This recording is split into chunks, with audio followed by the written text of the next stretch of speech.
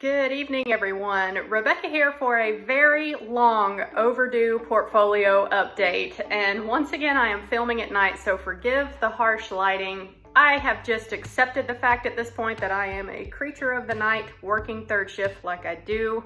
If you're new to the channel, welcome. I'm on YouTube showing y'all my journey to reach financial independence and retire early. Currently, I am 36. I'm born and raised and still living in North Carolina. I work third shift in healthcare. I do ultrasound for a living, and I started this YouTube channel for a multitude of reasons. One, to have an outlet to talk about financial independence and retire early, because if you're in the community, then you know how weird you are and how hard it is to find like-minded people like us. So when you don't have a tribe that you can talk to locally, then you find your own tribe, right? So that was one reason I started this channel. Another reason was to hold myself accountable on the journey. And then number next, to hopefully inspire some people along the way. I know that I personally enjoy watching fire content on YouTube. So if I find another channel that's talking about their own financial independence, retire early journey, then I will likely follow that channel and subscribe and use it as motivation on my own journey. So you get what you put out there. So it's only fair that I show my own journey along the way as well. For my portfolio update, it has been months since I've done one because I've been making some huge money moves and life has just been busy lately. I have sold my old house, moved to this house in the middle of renovations. Once all of those are done, I'm gonna do a whole video just going over the numbers of everything from the home sale to buying this one to the cost of renovations, the before and afters. It's gonna be nice, but that one's gonna be a few months down the road yet. But because I have made such huge financial moves lately, my portfolio has gone way up lately as well. Now, here recently, you know that the markets have been struggling, and I have been lucky, I guess you could say, to sell my old home and put some money into the market while the market has been down. I'm happy about that. And future plans for any extra money that I may have left over after the renovations are done. If the markets are still off of all-time highs, I plan on investing that money. If we are back at all-time highs by that point, then I plan on throwing the extra money to start paying off my car more aggressively. All of that to say that the portfolio has gone way up, mostly because I have contributed a lot of money to the portfolio lately, not because the market has necessarily been having great returns. I have also recently changed up my strategy a little bit as far as what my portfolio consists of. So this portfolio update is going to be lengthy. It's long overdue. I haven't done one in months. I do have a playlist on the channel called My Investing Strategy, which you can check out those 4 videos if you like. I think it's 4. Honestly, I could probably do a whole updated playlist on that now, but we will take a look at my portfolio value overall. And I'm also going to dive into my individual investment accounts. I'm going to try to show Fidelity. It's a little tricky with the way they display your account numbers and things. I'll try to show you guys that account though. I'll show you my M1 account. And then of course we'll also discuss my reasoning behind why I invest the way that I do. So hopefully you will find this helpful. I have also poured myself a very generous glass of whiskey. I realized the other day that all the craziness between me selling my old home and moving to this one, I had not bought myself a nice bottle of whiskey in a very long time. So I've got myself some Ardbeg 10. If you are a single malt Isla fan, then cheers to you. Let's get this portfolio review started. Love it. If you have ever had Isla whiskeys, then you know it tastes like drinking a campfire, basically. That peat smoke is very nice.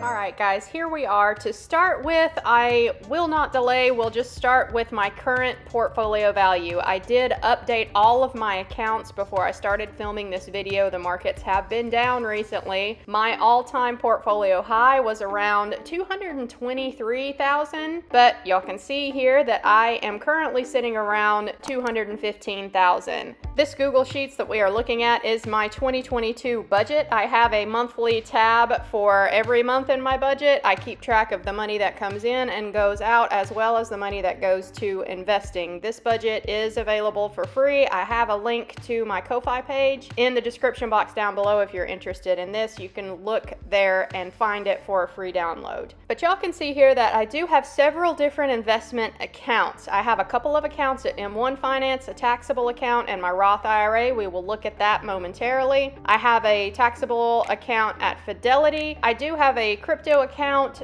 with Coinbase, and then I also have some crypto that I keep in cold storage. And then lastly, I have my 403B, my work retirement account. Here in column E is where I keep track of all of the balances, and basically I just update those whenever I feel like it. So since I was doing a portfolio update, I decided to go ahead and update the balances for today, April 11th, but like I mentioned, the market was down today, and so my portfolio is down a little bit as well, but that's okay. This is just more investment opportunity, more chances for me to keep working, keep investing, and getting more shares at lower prices. So we will just start at the top here and take a look at my M1 accounts first. This is where I have made some changes. All right, here we are. This is starting with my taxable account at M1 Finance. Originally, when I first made my investing strategy playlist, my taxable account at M1 is where I held my speculative growth plays and my dividend portfolio. With all of the market turmoil that we had recently, I decided to reevaluate my dividend investing strategy, because the thing is, you guys, my dividend investing strategy that I had basically was to invest in dividend aristocrats and kings only. That way the dividends would be very reliable. But when you do that, sometimes, not always, but sometimes you don't get the growth that you would like. And couple that with the fact that I am still quite a few years away from early retirement. I don't really need that passive income right now. And the dividends that you get paid, you do have to pay taxes on those every year. So when the market started going down back in February timeframe, people started to pile into dividend stocks, I noticed. So I was up in those accounts pretty good. And I decided that since dividend investing doesn't really make the most sense for me right now, and my dividend plays were up and the market was going down otherwise, that this would be a good chance for me to just sell off completely my dividend portfolio and put that money towards the speculative growth, which y'all can see has seriously been struggling, because let's just take a look at that first. My speculative growth consists of ARC funds and Hyliion. Look at the pain in this section of my portfolio, y'all. I was investing in all of these ARC funds, just kind of dollar cost averaging all the way up when they had their run up, and we have crashed hard. Every once in a while, I will throw some money in here just to kind of average down my costs. But yeah, these are some seriously bad returns on the ARC funds. But y'all, again, I started investing in this speculative slice. When did I start back here? August of 2020. These ARC plays are at least a 5-year time horizon for me, and so is Hyliion for that matter. All this speculation needs time to kind of unfold. So I have thrown money into these accounts. They are definitely down, but I'm gonna keep holding and just see what happens here. Y'all can see that looking at the overall portfolio here, this portfolio in its entirety is only about $5,000. I have a $215,000 portfolio size. So I know that these investments that I have in speculative growth are risky. They are speculative, but I am not weighted heavily towards them. This is just kind of a wait and see what happens kind of thing. So I'm going to keep holding there. But once all of these home renovations are done, if the markets are still down and I have extra money, I am thinking that I will throw the rest of whatever amount of extra money I have into this portfolio. So I added a slice in here that really is more suited to my personal tastes in investing. I prefer that index and chill style of investing. Pick you some low cost ETFs, that are broad-based and go with it. So I only have 2 holdings here in my index and chill strategy. This is the total US stock market through Vanguard, VTI, and then I have Vanguard's total international ETF in here as well. I've weighted them 80-20. And honestly, I just realized that I have weighted these backwards. I wanted 80 in the US and 20 in the international. So let's just fix that really quick. Makes it super easy on M1 Finance to do that. I love M1 Finance just because of the passive nature of it, and also nice user interface, really easy to use. So y'all, if you're interested in starting with M1 Finance, I do have a referral link for them down in the description box below as well. It's a free platform. If you like the looks of it and want to get started with investing, this is a really good way to get your toes wet when it comes to investing. So that pretty much covers it for my taxable account with M1. The dividend portfolio is gone.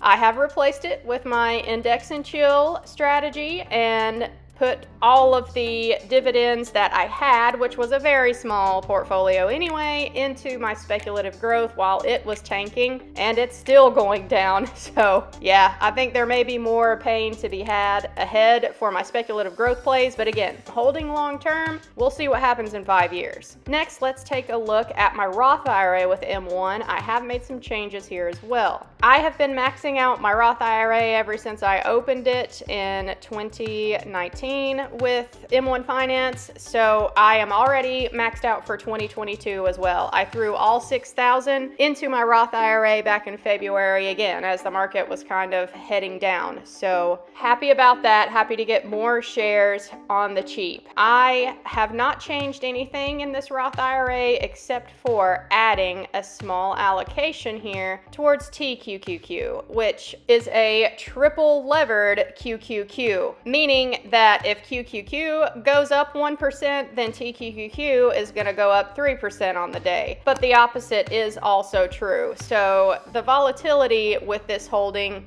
is real, but I'm okay with that again because I have a longer time horizon ahead of me before I'm gonna actually retire early. I do believe that over time TQQQ is going to go up, so I was okay with adding this holding into my Roth IRA. I'm negative on the returns as of today, but I have been positive and close to an almost 20% allocation here just from the growth. So I will keep an eye on this account, and if and when the markets start going back up again, I will just take a look at this every once in a while. If my TQQQ becomes way too overweighted in this account, then I'll just do a rebalance over here and kind of trim some off the top and reinvest into my other holdings. Since this is a Roth IRA, I will not get any tax implications for doing a rebalance. Otherwise, y'all can see that my holdings for the Roth IRA are the same as I have always had. Again, Vanguard total stock market. I have a REIT in here because those dividend payouts are not taxed inside of a Roth IRA. And then I do have a couple of small cap ETFs in here just to get a little more small cap exposure because I really do have a lot of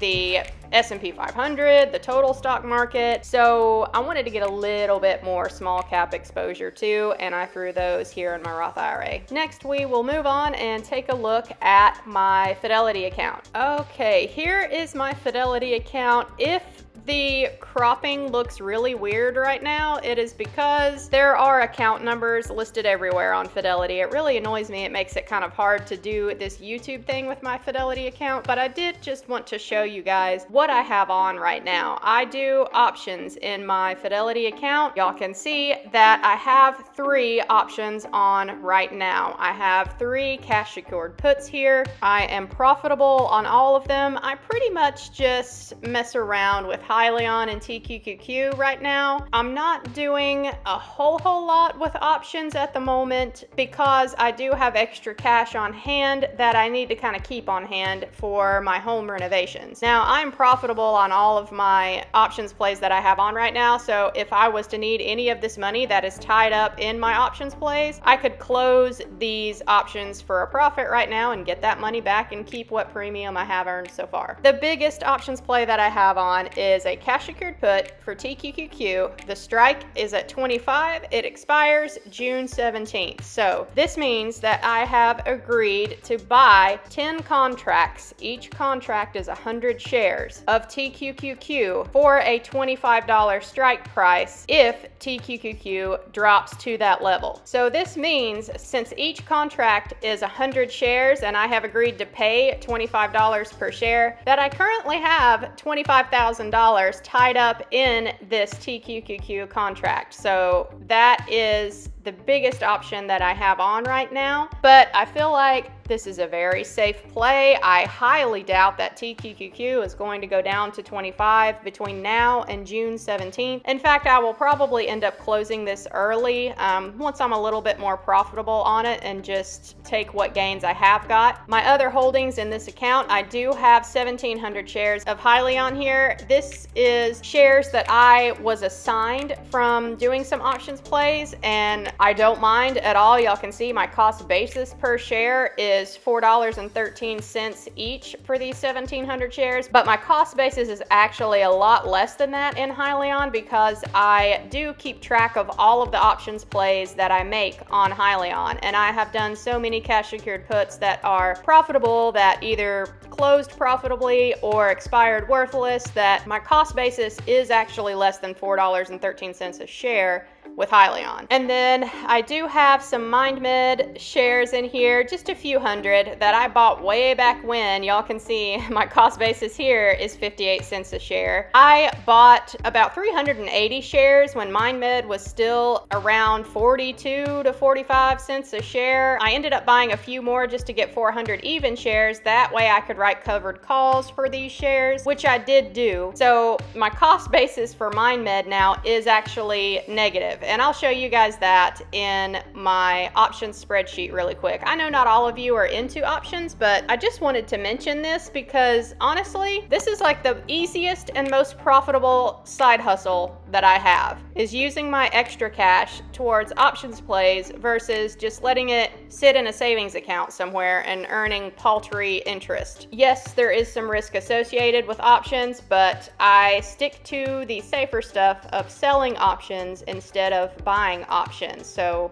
that is my strategy. Very quickly, I'll just show you my current balances in my account. Y'all can see my total balance down here is almost $53,000. I do have a lot that's just sitting in cash in this account, so we'll take a look at that. Okay, here we are. My total account value here broken down. Y'all can see that I have almost $15,000 just sitting in this account in cash. I could withdraw that right now. I could also use this to write some more options contracts, but I hate to tie up all of my extra money when I know that I am having some home renovations going on right now. So I'm keeping some that is not tied up into options. But y'all can see down here in total, I do have $28,600 that's tied up in cash secured puts right now. And again, the biggest one is my TQQQ put.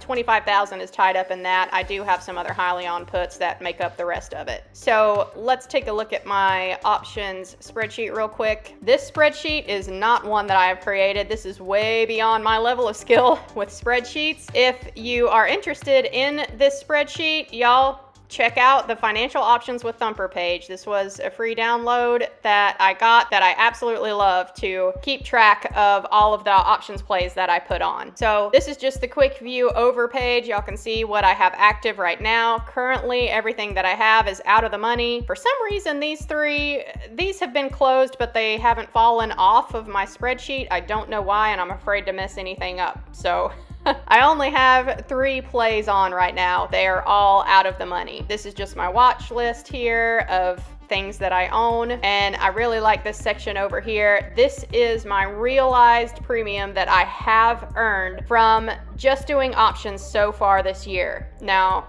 y'all can see that down here in February, month 2, I had a negative amount, negative 112.81. That was a TQQQ put that I put on for a 35 strike, and then Russia invaded Ukraine. So I got scared that I might actually get assigned on that put, and I decided to go ahead and close it, and I had to pay $112 to close that put early. So I did lose $112 there. In retrospect, looking back now, it would have been fine. I could have left it on, but knowing that I might actually need that money for home renovations, I didn't want to get assigned really. So just to sleep better at night, I went ahead and closed it. So I lost $112 there. But y'all can see in March here, I had a teeny tiny profit. I closed a contract and earned $16.29. Nice. And I don't even remember what that was at this point. But so far in April, it is April 11th right now, and I'm at $438.11 worth of profit from writing options contracts. And it is only April 11th, so I do have some more contracts expiring this month. Let's take a look at the options tab so y'all can see that I have another put on Hyliion that should be expiring this Thursday, I think, for a $3 strike. I don't think it's going to drop that far come Thursday. If it does, I don't care. I'll buy a couple contracts. But if this contract expires worthless, then I would have made another $30.63, which I expect that it will expire worthless. I do have my other Hyliion put here, again, a $3 strike, but this one is expiring in July, and it's for 10 contracts. If it expires worthless, then I will get $343.19. Honestly, this one, I have 1,700 shares. This would give me another 1,000 shares. If it gets down to $3, I am fine buying Hyliion at $3. Again, this is a speculative thing, but at $3, I'm okay with that. And I think that I may just take assignment if Hyliion does drop down to $3. Looking at my Hyliion tab here, y'all can see what my actual cost basis is in Hyliion. It's $3.29, and this is accounting for the shares that I own in M1 Finance and Fidelity, and it's also accounting for all of the plays that I have done on Hyliion already. Y'all can see here, I do still have some that are open that we just talked about, those two. But all the rest of these, I took assignment on a couple. Those were the ones that were in Fidelity. Everything else has either been closed for a profit or expired worthless. And I expect these last two contracts to expire worthless, but if they do not and I get assigned, then I'm still taking assignment at less than my cost basis, which I'm happy with that. And I did mention MindMed earlier, so yeah, this is my cost basis in MindMed. I could sell at any time for MindMed and make a profit. MindMed could go to $0. I would still be profitable on this company because I got the shares for so cheap. I have sold so many covered calls on this company and either closed them for a profit or they've expired worthless and earned a little bit of premium along the way. So now I have an actual negative cost basis in this company. I don't have any calls on right now. The premium is not great for covered calls at the moment. Everything is going down, but this is something that once the markets kind of recover some, that I'll probably start selling some more covered calls on MindMed again. I do also have a little tab for TQQQ as well because I do own some shares in M1 Finance. This is accounting for the shares that I have in my Roth IRA. My cost basis right now is around $35 per share on TQQQ because, again, I've been selling cash secured puts every once in a while on TQQQ, and they have all been closed for a profit. The only one I have open is this one that expires in June. So I expect that this one is going to expire worthless if I don't close it early for a profit anyway. So this is the reason why the shares that I do own in M1 Finance that I have purchased at $52, my actual price for TQQQ, because of all the premium I have earned with options, is $35.23.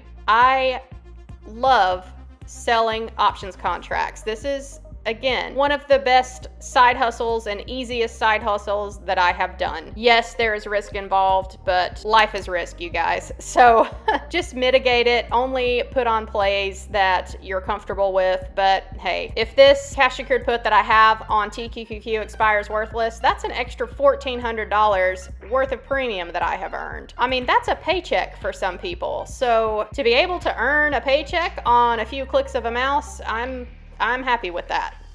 All right, y'all, here we are looking at my work retirement account, and I just realized that it must have updated tonight because this is lower than what I showed at the beginning of the video. We looked at my portfolio balances and I had about $117,000 for my work retirement account. Apparently it dropped today to $115,413. So let's update that.